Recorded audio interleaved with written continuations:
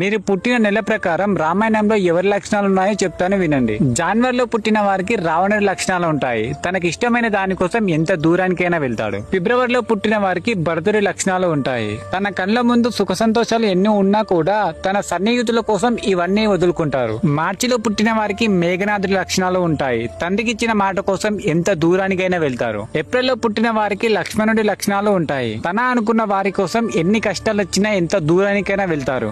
మేలో పుట్టిన వారికి శూర్పణఖ లక్షణాలు ఉంటాయి. ఒక తప్పు చేసేటప్పుడు వీళ్ళకు తెలుసు వీళ్ళతో పాటు వీళ్ళ సొంత వాళ్ళు కూడా గాయపడతారని, కానీ ఆ తప్పునైతే చేయడం మర్చిపోరు. జూన్ లో పుట్టిన వారికి సీతాదేవి లక్షణాలు ఉంటాయి. వీళ్ళు జీవితంలో ఎన్ని కష్టాలు వచ్చినా ఎప్పటికీ కూడా లొంగరు.